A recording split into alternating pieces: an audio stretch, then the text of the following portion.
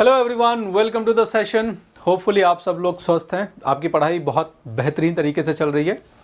आप में से बहुत सारे लोगों के प्री बोर्ड्स जो है मतलब स्टेट बोर्ड्स का अपना कुछ अलग हो सकता है, बाकी प्री बोर्ड्स जो है वो स्केड्यूल्ड हैं, तो पढ़ाई ऑब्वियसली बहुत अच्छी चल ही रही होगी, इसमें कोई पूछने वाली ज़्यादा बात नहीं है।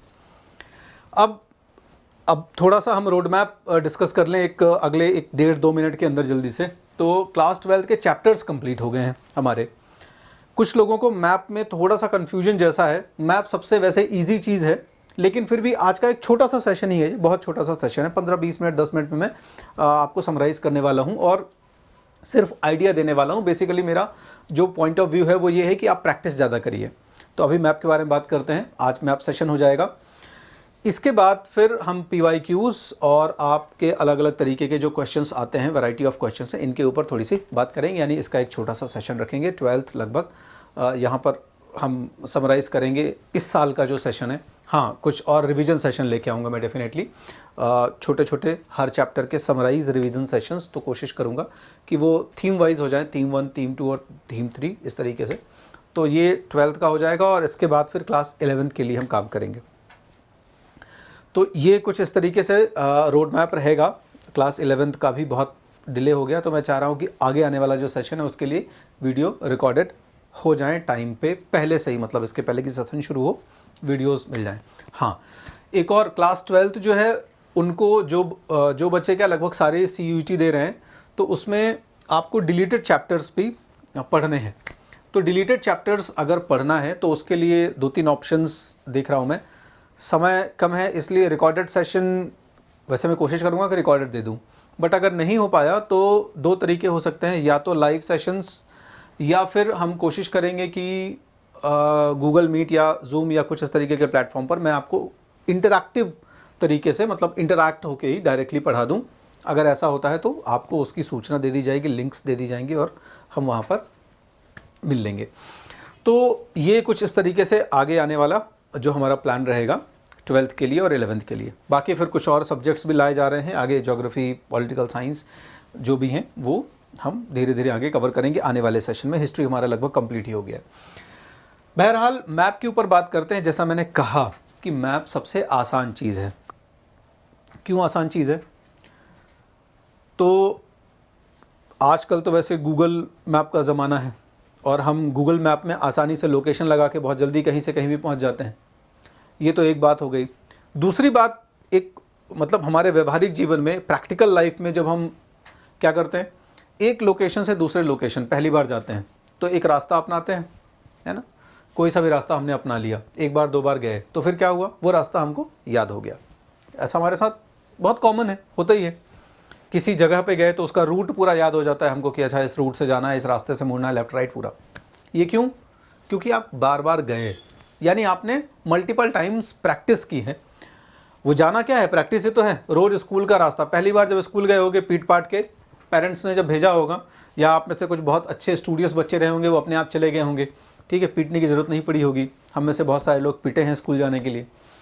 तो शुरू में रास्ता ध्यान नहीं था, लोग छोड़ने जाते थे आपको, लेकिन बाद में आप अपने स्कूल खुद ही पहुंच गए, है ना। आने वाली आपकी जो जनरेशन होगी उसको भी आप स्कूल लेके जाओगे। तो रास्ता याद हो गया, इसलिए ये हमारे लिए बहुत आसान है। वैसे ही यहाँ पे भी सब कुछ अप्लाई करना है, यानी प्रैक्टिस करना है। अगर आप देखो ये लिस्ट ऑफ मैप है आपके सामने, ठीक है, तो लगभग ये शीट आपको इंटरनेट पे, ये सारा मटेरियल इंटरनेट पे अवेलेबल है। आप में से बहुत सारे लोगों ने डाउनलोड करके भी रखा हुआ है, बट मन में थोड़ी जो झिझक है या कहो जो फोबिया, डर कुछ भी है, वो बस मैं चाहता हूँ निकल जाए। प्रैक्टिस करो, मैप में पूरे के पूरे मार्क्स आएंगे। वैसे भी हिस्ट्री में आपके पूरे के पूरे मार्क्स सबके आ रहे हैं, मुझे बहुत सारे लोगों के मैसेजेस आए हैं, तो मैं इसमें भी गारंटी देता हूँ कि फुल मार्क्स आएंगे बिना किसी टेंशन की प्रैक्टिस करना। तो आपकी जो बुक 1 है, बुक 2 है, बुक 3 है, उसका सब पूरा इकट्ठा यहाँ पे हर पेज में आपको मैप्स दिए हुए हैं। मैप 1 और मैप 2 जो है, या मैं कहूँ पेज 1, पेज 2 और पेज 30, यानी शुरुआती जो चैप्टर्स हैं, थीम 1 की मैक्सिमम हिस्ट्री जो है वो नॉर्थ इंडिया तक ही रिलेटेड है। इसके बाद फिर हम आगे जब बढ़ते हैं तो सदर्न इंडिया का पोर्शन भी कवर होता है, इसमें हटा दें अगर तो, बाकी नीचे तो साउथ कवर ही होगा, यहाँ सिर्फ नॉर्थ इंडिया। तो हर पेज में वो इम्पॉर्टेंट लोकेशंस जो आपके एग्जाम में पूछी जाने वाली हैं वो आपको ऑलरेडी दी हुई हैं। अब इसके पहले कि हम लोकेशंस की तरफ जाएं, एक छोटा सा आइडिया कि क्वेश्चन पेपर आता किस तरीके का है, या मैं कहूं कि मैप बेस्ड क्वेश्चंस रहते किस तरीके के। बहुत आसानी से अगर आप देखो तो जो मैप बेस्ड क्वेश्चंस हैं वो कुछ इस तरीके से रहते हैं आपके। ठीक, ये आपको एक ऑब्वियस सी बात है, पॉलिटिकल मैप दिया जाएगा। ठीक है, फिजिकल मैप इस्तेमाल नहीं होता है, पॉलिटिकल मैप ही इस्तेमाल होता है। तो आप बाजार जब जाएं और ख़रीदें तो पॉलिटिकल मैप ही खरीदें, फिजिकल मैप की रिक्वायरमेंट नहीं है। फिजिकल मैप ज्योग्राफी में कुछ फिजिकल लोकेशंस को पॉइंट आउट करने के लिए होता है। ऐसा नहीं कि फिजिकल मैप नहीं यूज़ होगा, दिया रहेगा आपको कि फिजिकल या पॉलिटिकल। ठीक है, तो आपको उस हिसाब से लोकेशन लगानी है, पढ़ लेना बहुत अच्छे से। ज्योग्राफी में, हिस्ट्री और पॉलिटिकल साइंस में पॉलिटिकल मैप इस्तेमाल होगा, ज्योग्राफी में ही वो भी कुछ लोकेशंस के लिए आपको माइट बी फिजिकल, अदरवाइज वहाँ पे भी कई बार इसी का इस्तेमाल कर देते हैं। चलिए, तो अब आपको लोकेशन दी हुई है कि मथुरा है, जैसे प्लेस ऑफ अशोकन इंस्क्रिप्शन है, राजगीर है। ठीक है, कैपिटल ऑफ, यहाँ आपको डिस्क्रिप्शन ऑलरेडी दिया हुआ है। ठीक है, यहाँ आपको ऑलरेडी डिस्क्रिप्शन दिया हुआ है, या मैं कहूँ कि लोकेशन भी दी हुई है, उसका डिस्क्रिप्शन दिया हुआ है। और आपको क्या करना है, लेबलिंग करना है। इसी का एक दूसरा वर्जन क्या आ सकता है, इसी का दूसरा वर्जन ऐसे आ सकता है कि आपको क्या दिया रहेगा, on the same map two centres related to the revolt of 1857 are marked as A and B. यानी लोकेशन का नाम नहीं लिखा रहेगा, वो लोकेशन जो है वो पॉइंट आउट ऑलरेडी, या मैं कहूँ लेबल्ड रहेगी ऑलरेडी। यहाँ आपको क्या करना है, लोकेट करना है और लेबल करना है। और दूसरी जगह पर क्या होगा, दूसरी जगह पर ऑलरेडी वहाँ पर ए या बी लेबल्स लगे हुए हैं। आपको लोकेशन पहचाननी है और पहचान के आइडेंटिफाई करनी है। You have to identify that location and after identifying that location you have to just name it, कि ये लोकेशन का नाम क्या है पर्टिकुलरली। ठीक है, तो ये ही दो तरीके के प्रश्न आपको इतिहास में पूछे जाएंगे। इसके अलावा कोई ज़्यादा नई वैरायटी नहीं आती है। ठीक है, तो बहुत ज़्यादा चिंतित होने की आवश्यकता नहीं है। एक ये हो गया। ठीक है, मान लो एक और पेपर ले लें, ये सब प्रैक्टिस सेशंस और मैं कराऊंगा आपको, चिंता मत करिए। PYQ हैं ये सब, तो PYQs लेके आएंगे और उनमें हम बहुत सारे मैप्स की प्रैक्टिस भी कर लेंगे। अब जैसे ये सांची स्तूप है, धोलावीरा है, ये आपको लोकेशन दी हुई है। ठीक है, फिर वहीं पर वो उसी तरह का सेम क्वेश्चन आ गया A और B। ठीक है, तो A और B में वही बात करनी है, आपको पहचानना है। ठीक है, इस तरीके का मैप दिया रहेगा। देखो ये जो है वो मैप है आपका, और कहाँ चला गया भाई, ये आ गया। ठीक, ये आपकी लोकेशंस जो हैं वो ऑलरेडी दी हुई हैं। A लोकेशन है, B लोकेशन है। अब आपको आइडेंटिफाई करना है। ठीक है, बांग्लादेश में दिखा रहा है, सॉरी बंगाल में दिखा रहा है, कर्नाटक में दिखा रहा है, छत्तीसगढ़ में दिखा रहा है, मध्य प्रदेश में दिखा रहा है, उत्तर प्रदेश में दिखा रहा है। समझना है और उस लोकेशन को खाली नाम लिख देना है कि भैया ये लोकेशन है यहाँ पे। ये कैसे होगा, ये होगा प्रैक्टिस से। प्रैक्टिस कैसे करनी है हमको, तो प्रैक्टिस करने के लिए हमको जाना है बेसिकली जो हमारी बुक्स में डिफरेंट पेज नंबर्स पे साइट्स दी गई हैं, और हमको ब्लैंक मैप लेके आने हैं। ठीक है, हम जाएंगे बाजार से, ब्लैंक मैप लेके आएंगे, और ब्लैंक मैप लेके आके मैक्सिमम जितना पॉसिबल हो सके, ठीक है, उन ब्लैंक मैप पर प्रैक्टिस करेंगे। अगर आप हर लोकेशन या हर पेज में दिए मैप के लोकेशंस की 5 से 6 बार प्रैक्टिस करते हैं, ध्यान से प्रैक्टिस करते हैं, थोड़ा सा छोटा मोटा लॉजिक भी काम करेगा। यहाँ पे कैसे लॉजिक काम करेगा उसके बारे में भी डिस्कशन कर लेते हैं। ठीक है, जैसे उदाहरण देता हूँ मैं आपको। अब हम बुक वाइज चलते हैं। ठीक है, तो बुक वाइज अगर हम चलें तो हमारे पास जो पहला मैप आएगा वो मैप आएगा ब्रिक्स, बीट्स और बोन से। ठीक है, अब आप देखो इसमें क्या है, हमको पढ़ाया गया है जो साइट, वो सारी मैच्योर हड़प्पन साइट के बारे में पढ़ाया गया है। Mature Harappan site, early Harappan या लेट हड़प्पन के बारे में बातें हैं, लेकिन उतना डिटेल नहीं है, क्योंकि ऑब्वियस सी बात है जो कुछ भी हम खोदे हैं, एक्सकेवेशंस किए हैं, वो मैच्योर का ही है। और मैच्योर मतलब अपने पीक डेवलपमेंट के पीक का टाइम। तो मैच्योर साइट्स जो हैं ये लगभग 11 साइट्स हैं। अब आप प्रैक्टिस करोगे तो क्या ध्यान रखोगे, आप प्रैक्टिस करोगे तो ये ध्यान रखोगे कि जितनी भी साइट्स हैं वो बेसिकली कहाँ कॉन्सेंट्रेटेड हैं। कहाँ कॉन्सेंट्रेटेड हैं मीन्स टू से कि अगर हम ऑब्जर्व करें तो 4 स्टेट्स हैं हमारे। ठीक है, गुजरात हो गया। ठीक है, नाम सारे आपको ऊपर दिए हुए हैं। अभी पेज नंबर 2 जो मैंने दिखाया, उस पेज नंबर 2 में जितनी लोकेशंस पूछी जाएंगी वो सारी ऑलरेडी दी हुई हैं। बाहर नहीं जाना है कि दिमाग में ये रखा है कि यार ये कहाँ से आ जाएगा। आपके बुक में जो मैप्स है ना, वहीं से क्वेश्चन बनेगा, अलग से कोई क्वेश्चन नहीं बनने वाला है, अलग से कहीं से कुछ नहीं पूछा जाने वाला है कि पढ़ के हड़प्पा गए थे और पूछ ले मेसोपोटामिया, वो 11th में था। ठीक है, ऐसा अन्याय नहीं करेंगे वो लोग। तो एक हमारा हो गया गुजरात, दूसरा हो गया हमारा राजस्थान, ठीक है, राजस्थान, तीसरा हो गया हमारा पंजाब, हरियाणा, ठीक है, थर्ड और फोर्थ, यानी हमारे पास लगभग 3 स्टेट्स हैं, 4 स्टेट्स हैं। इन 4 स्टेट में ही हमारी लोकेशंस हैं। अब हम डिवाइड कर लें स्टेट वाइज लोकेशंस को, ठीक है, और कुछ हड़प्पा, मोहनजोदड़ो ये सब पाकिस्तान में आ जाएंगे। ये आपको पता ही है, इनमें से मतलब मेरे ख्याल से हर बच्चा जो है वो हड़प्पा मोहनजोदड़ो को पॉइंट आउट कर देगा। क्यों? क्योंकि ये लगभग पढ़ा हुआ है। जिसने भी थोड़ा होश में रह के पढ़ा होगा, थोड़ा भी ध्यान से पढ़ा होगा, चाहे मेरे वीडियो से चाहे कहीं से भी पढ़ा हो, इम्पॉर्टेंट है पढ़ाई करना, चाहे आप जहाँ से भी पढ़ रहे हो। बस थोड़ा सा उस समय जागते रहिए जब आप पढ़ रहे हो। तो अगर आप जागते हुए पढ़ रहे हैं तो आपको ये याद होगा कि हड़प्पा मोहनजोदड़ो कहाँ है।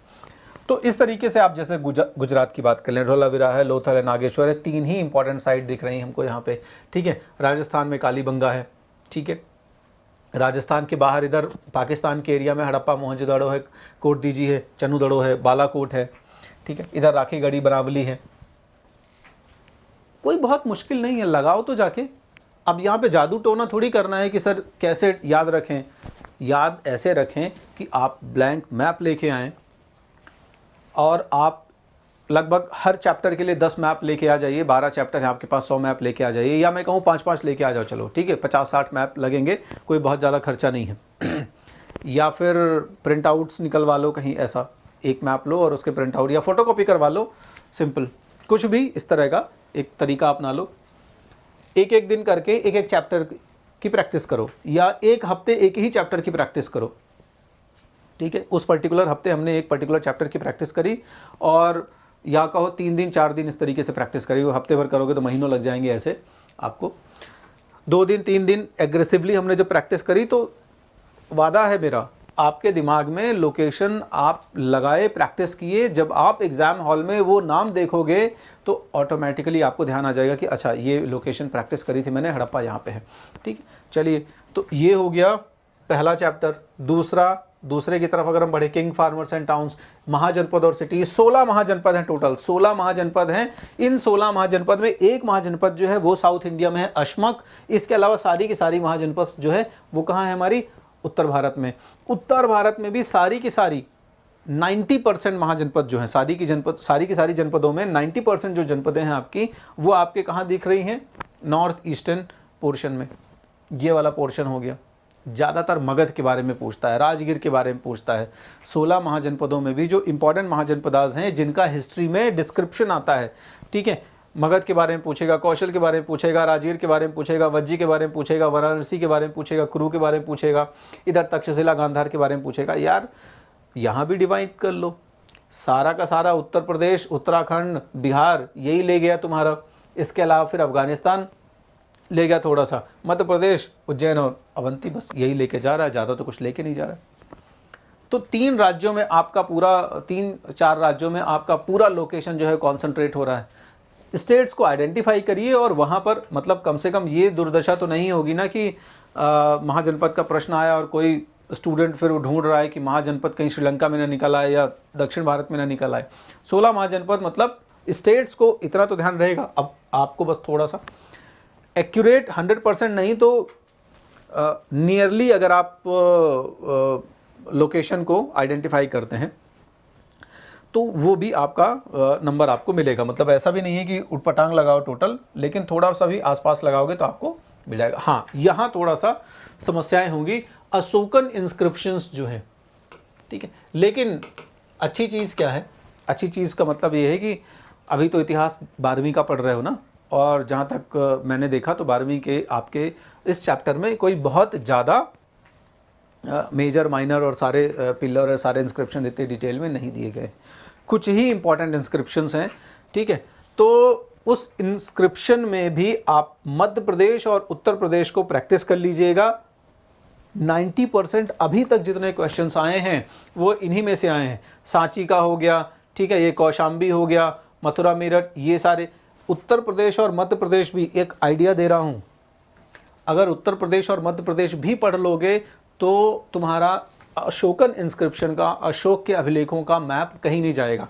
90% देखना, अभी जो मैंने प्रैक्टिस सेशंस भी दिखाए हैं और PYQs देखोगे तो 90% जब आपके लोकेशन के मैप आए हैं इंस्क्रिप्शंस के, वो तो इन्हीं दोनों स्टेट से आए हैं, ठीक है, क्योंकि यहाँ से इन्फॉर्मेशंस भी काफ़ी ज़्यादा है, ठीक है। चलिए, तो ये हो गया। फिर हम अगले चैप्टर की तरफ चलें, तो किंग फार्मर्स एंड टाउन्स। अच्छा, ऊपर जो है वो ये भी ध्यान रखना कि शहर और इंस्क्रिप्शन ये दोनों है, सिटीज़ और टाउन्स इंस्क्रिप्शन दोनों हैं।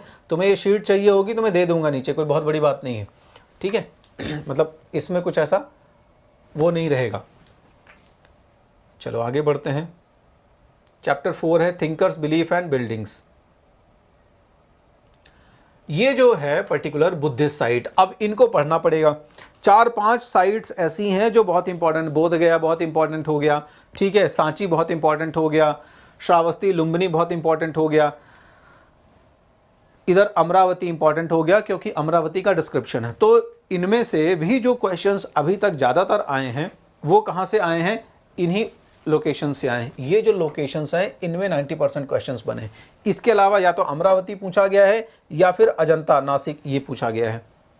क्लियर है? इन लोकेशंस को प्रैक्टिस करिए, खासकर बुद्ध की ये सारी लोकेशंस तो आपको आनी ही चाहिए। सांची तो लगभग फेवरेट क्वेश्चन रहा है, सांची से ज़्यादातर क्वेश्चंस बने हैं। चलिए आगे बढ़ते हैं। एक आइडिया मैं इसलिए दे रहा हूँ कि ताकि दिमाग, देखो क्या होता है जब प्रैक्टिस करना शुरू करोगे ना, लिख के ले लो मैं कह रहा हूँ, और आधे से ज़्यादा लोकेशंस तुम्हारी क्लियर होने लगेंगी ना, तो ऑटोमेटिकली जो बाकी के लोकेशंस हैं वो भी तुमको लगेगा कि यार अच्छा चलो ये बचा हुआ ये भी प्रैक्टिस कर ले, और ठीक ठाक लगा के आ जाओगे। फिर आता है Vijayanagar, empire and contemporary sultans, ठीक है।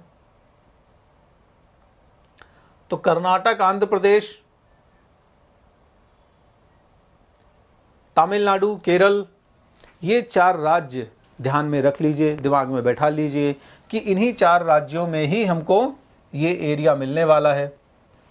उसमें भी आपको विजयनगर, गोलकुंडा, बीदर, बीजापुर, मैसूर, तंजावुर, ये 5-6 लोकेशंस ऐसी हैं जो 99% चांसेस हैं आने के। इन्हीं लोकेशंस में से ज़्यादातर क्वेश्चंस पूछे गए। ये क्विल्टन हो गया, तिरुनेलवेली हो गया, कोलार हो गया, कांचीपुरम हो गया, इतना कांचीपुरम भी, मतलब ये वो लोकेशंस हैं जहां से क्वेश्चंस मैक्सिमम आए हैं आपके, और आने के चांसेस भी हैं। मैप लगाने के लिए आएगा तो इन्हीं में से आएगा, ठीक है। तो इन 4 राज्यों को ध्यान रखना, इन 4 राज्यों में है ना, इनको भी बांट लो ना कि चलो हम कर्नाटक जा रहे हैं तो हम मैसूर, कोलार और बीजापुर, कर्नाटक में 3 ही हैं, ठीक है। तो ये भी एक मैपिंग करने के दौरान आपको ये ध्यान रखना कि पहले हमने उस चैप्टर की लोकेशन को स्टेट्स में डिवाइड किया और स्टेट के अंदर भी पर्टिकुलरली कौन सी इंपॉर्टेंट लोकेशन है। तो बस इस तरीके से ब्रेक डाउन करो इसको और फिर देखोगे कि कोई इतना मुश्किल भी नहीं हो रहा है। हाँ, territories under Babur, Akbar and Aurangzeb, इसमें से बहुत कम आए हैं प्रश्न, आपके बहुत कम आए हैं इस पर्टिकुलर चैप्टर से। आपके आधा वैसे भी एनसीईआरटी ने निकाल दिया है, एक पोर्शन डिलीटेड हो गया है, एक पोर्शन ही आपका बचा हुआ है, वो भी जो लैंड वगैरह के टैक्सेस और लैंड रिफॉर्म से रिलेटेड था, है ना। गिनी चुनी है, पानीपत है, दिल्ली है, आगरा है, ठीक है, और अजमेर है, ठीक है। ये 3 लोकेशन, लाहौर कर लो, तो लाहौर याद है ना पाकिस्तान में है, पानीपत हरियाणा के पास इधर बॉर्डर में, यहीं थोड़ा सा पानीपत से और आगे आ जाओगे तो दिल्ली मिल जाएगी, ठीक है। उत्तर प्रदेश में आगरा मिल जाएगा और ये आपको अजमेर मिल गया राजस्थान में। तो आपको इसमें पढ़ना ही क्या है, आपको इसमें हरियाणा, दिल्ली, उत्तर प्रदेश और राजस्थान 4 स्टेट्स, या मैं कह दूं कि ये तो गिनी चुनी लोकेशंस हैं, ये तो आपके टिप ऑफ द टंग हो जाएंगी, जुबान पे यहाँ पे रखी रहेंगी, जो आपकी जुबान की टिप है ना यहाँ पे रखी रहेंगी। तो इसको तो सबसे आसानी से प्रैक्टिस कर सकते हो, इसमें कुछ भी नहीं है, ठीक है। बाबर की टेरिटरी पूछेगा भी आपसे तो अकबर की टेरिटरी पूछेगा, बाबर की टेरिटरी ज़्यादा नहीं पूछेगा, ठीक है। औरंगजेब की टेरिटरी नीचे आओगे तो ये गोवा आपको दिखता है, गोवा, ठीक है। औरंगजेब से भी ज़्यादातर उनको मतलब अकबर से रहेगा, क्योंकि अकबर के टाइम पे एक्सपेंशन ज़्यादा हुआ है, मुगल री इस्टेब्लिश हुए हैं बेसिकली, तो अकबर की वजह से ही हुए हैं। फिर टेरिटरीज ब्रिटिश कंट्रोल। अब यहाँ इंपॉर्टेंट है, ये आपको थोड़ा सा ध्यान रखना पड़ेगा। क्यों ध्यान रखना पड़ेगा? क्योंकि 1857 का जो चैप्टर है, 1857 के चैप्टर में बड़ी लड़ाई मची हुई है। तो ये 1857 का जो मैप है आपका, ये मेरे ख्याल से 2 मैप हैं इसमें, है ना, लगभग 2 मैप हैं शायद। हाँ, मतलब एक ये ब्रिटिश एंड द राज वाला हो गया, और एक आपका ये वाला हो गया कॉलोनियलिज्म वाले चैप्टर का मेरे ख्याल से, या कौन सा वो जिसमें आप ब्रिटिश लैंड रिफॉर्म्स वगैरह के बारे में पढ़ते हैं, है ना, कंट्री साइड वाला जो चैप्टर है शायद, हाँ कंट्री साइड वाले चैप्टर से। तो यहाँ इस पर्टिकुलर मैप को आपको थोड़ी सी ज़्यादा प्रैक्टिस करनी पड़ेगी। क्यों ज़्यादा प्रैक्टिस करनी पड़ेगी? क्योंकि इसमें बिहार लिखा हुआ है कुछ कुछ थोड़ा सा, है ना, ये पटना लिखा हुआ है, पटना, ठीक है, ये बनारस लिखा हुआ है, ये कलकत्ता लिखा हुआ है, थोड़ा सा पुराना मैप है इसलिए ये बंगाल लिखा हुआ है, ठीक है, उसमें नहीं जाओ, इतना कोई बहुत मुश्किल वाली बात नहीं। Important centres of British occupation की जो अंग्रेज़ हैं, तो अंग्रेज़ों का जो व्यापार या मैं कहूँ कि प्रोसेस शुरू हो रहा है ना, वो कुछ इस तरीके से। तो इसको याद करने के लिए बड़ा सिंपल आप ये तरीका अपनाना, ब्रिटिश ईस्ट इंडिया कंपनी, मतलब अगर ब्रिटिश सिटीज से रिलेटेड कुछ इस तरीके से क्वेश्चन आता है तो, या आप जब प्रैक्टिस करने जाओगे तो क्या तरीका अपना सकते हो। British east India company Bharat आती है, ठीक है, 1600 में, सॉरी 1600 में तो बनी, ठीक है, 1608 में। कब आती है इससे कोई लेना देना नहीं है, ईयर हमको ध्यान रखने की ज़रूरत नहीं, लेकिन जब आती है तो उसका ऑक्यूपेशन सबसे पहले कहाँ? बम्बई, ठीक है, सूरत, मतलब कुल मिला के आपका बॉम्बे प्रोविंस है ऐसा। बॉम्बे प्रोविंस में सूरत, ठीक है, तो सूरत हो गया, बम्बई हो गया और बरार, ठीक है, सूरत बम्बई भी याद रखोगे तो काम चल जाएगा। इसके बाद अंग्रेज सीधा दक्षिण भारत की तरफ चले जाते हैं, मसूलीपट्टनम की तरफ। दक्षिण भारत से उनका आगे का कार्यक्रम शुरू होता है। मसूलीपट्टनम से अंग्रेज कहाँ भाग जाएंगे? बंगाल की तरफ, तो कलकत्ता हो गया आपका। इसके बाद बंगाल से उनका ऑक्यूपेशन बिहार की तरफ हो जाएगा, ठीक है, और बिहार से फिर उनका ऑक्यूपेशन उत्तर प्रदेश की तरफ हो जाएगा। ये आपका पैटर्न रहेगा रिमेंबर करने का। यानी जो सिटीज़ आप प्रैक्टिस करोगे इस पर्टिकुलर चैप्टर में, वो कैसे करोगे? महाराष्ट्र से लेकर आप इधर की तरफ जाओगे मसूलीपट्टनम, मसूलीपट्टनम से फिर आप वापस से ईस्ट, और ईस्ट के से फिर वेस्ट की तरफ, ठीक है। मतलब this is the order how the Britishers started occupying the territories in India, ठीक है। आए थे तो सबसे पहले उस समय अकबर का शासनकाल था, अकबर ताज़ा उसकी डेथ हुई थी, जहांगीर से परमिशन ली उन्होंने, और फिर इसके बाद यहाँ थोड़ा बहुत ट्रेड वेड करना शुरू किया। फिर मसूलीपट्टनम की तरफ गए, मसूलीपट्टनम में फैक्ट्री खोली आपने। इसके बाद मसूलीपट्टनम से फिर वो इधर बंगाल की तरफ गए, प्लासी वगैरह का, बक्सर वगैरह का युद्ध होगा, फिर बंगाल जीत लिया उन्होंने, बंगाल से फिर ये इलाहाबाद की तरफ। मतलब कुल मिला के एक पैटर्न है यूपी की तरफ, ये बस यही तो बस, और फिर यहाँ से पंजाब चले गए, महाराजा रणजीत सिंह को डिफीट किया और पंजाब को भी ऑक्यूपाई कर लिया। तो this should be the pattern कि ऐसे ब्रिटिशर्स का, मतलब आपको ऐसा रैंडमली नहीं, ये एक पैटर्न बना लेना दिमाग में कि इस पैटर्न में ब्रिटिशर्स मूव किए हैं, हमको भी वही ध्यान रखना है। फिर आपका 11th चैप्टर, लास्ट चैप्टर, क्योंकि जो 12th चैप्टर है उसमें कोई मैप है ही नहीं, तो फिर आता है आपका 11th चैप्टर। अब ये जो 11th चैप्टर है इसमें सबसे आसान है हमारे लिए, गिने चुने सेंटर्स हैं, गिने चुने सेंटर्स हैं, आपके बुक में बहुत डिटेल में पढ़ाया गया है उन सारे सेंटर्स को। इनको आपको क्या करना है? प्रैक्टिस करना है। तो जब प्रैक्टिस करोगे तो क्या शुरू करोगे? शुरू भी आपको कुछ इसी तरीके से करना है। मेरठ से जो है वो क्रांति की शुरुआत होती है, ठीक है, मेरठ से दिल्ली की तरफ भागते हैं। तो पैटर्न अपनी पढ़ाई का अपनी कहानी के हिसाब से बनाना, या अपनी जो प्रैक्टिस है उसको अपनी कहानी के हिसाब से बनाना, तो याद रहेगा। मेरठ से क्रांति शुरू हुई, मेरठ कहाँ है, ये लोकेशन लगाए हमने 2 बार, तो दिमाग में आपके स्टोरी चलते रहना चाहिए कि अच्छा ठीक है, जो आउटब्रेक ऑफ रिवॉल्ट हुआ था मेरठ से हुआ था, मेरठ ये था, फिर वो कहाँ से आ गए, फिर वो सीधे वहाँ से दिल्ली भाग के आ गए थे। दिल्ली कहाँ? मेरठ से लगा हुआ है ये, ठीक है। चलो इसके बाद फिर अवध की तरफ गए, लखनऊ की तरफ गए, आगरा, ठीक है, और फिर कानपुर, आजम, ये पास पास है सारी लोकेशन, उत्तर प्रदेश में ही तो है सब कुछ। और जितने भी आपको क्वेश्चंस बनेंगे ना, वो सारे क्वेश्चन भी इन्हीं लोकेशंस में समा जाएंगे, मतलब कोई बाहर नहीं पूछने वाला, इन्हीं में से पूछेगा। बनारस पूछेगा, कानपुर पूछेगा, लखनऊ पूछेगा, अवध पूछेगा, मेरठ पूछेगा, दिल्ली पूछेगा, क्योंकि ये बहुत इंपॉर्टेंट सेंटर्स थे, बहुत इंपॉर्टेंट सेंटर्स थे। बस हो गया, लो आपका मैप। यहाँ पे आपका मैप जो है वो कंप्लीट होता है। 12वां चैप्टर मेरे ख्याल से कुछ है नहीं ज़्यादा। अच्छा, महात्मा गांधी वाला भी है, ठीक है। अच्छा, 11वां ही है ना, 12वां चैप्टर नहीं है। तो महात्मा गांधी के जो इंपॉर्टेंट सेंटर्स हैं, यहाँ से हम शुरू करते हैं देखना। तो इंपॉर्टेंट नेशनल जो मूवमेंट्स हैं, इनकी जो शुरुआत होगी वो गांधी जी के हिसाब से करो। गांधी जी ने सबसे पहले आपका नॉन कोऑपरेशन मूवमेंट शुरू किया, ठीक है। फिर सिविल डिसोबीडियंस मूवमेंट शुरू किया, फिर क्विट इंडिया मूवमेंट शुरू किया, ठीक है। इसके पहले गांधी जी ने खेड़ा गुजरात में, ठीक है, और आपके एक क्या नाम है, बंगाल में एक जगह है, ठीक है। अरे वो स्लिप हो जाता है कई बार ऐसा, ठीक है। तिनकटिया सिस्टम चल रहा था जहाँ, ठीक है, बिहार में, तो वहाँ, तो वो एक जगह हो गई। इसके बाद अहमदाबाद गुजरात, तो खेड़ा और अहमदाबाद 2 गुजरात हो गए, और ये आपका बिहार, ठीक है, चंपारण, ठीक है। चंपारण में नील की खेती जहाँ चल रही थी। तो ये छोटे छोटे रिवॉल्ट्स की।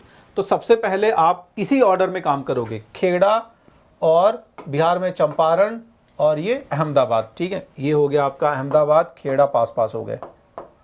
अहमदाबाद खेड़ा दोनों पास पास हो गए आपके। इसके बाद चंपारण, ये हो गया, आप पहुंच गए, ठीक। चलो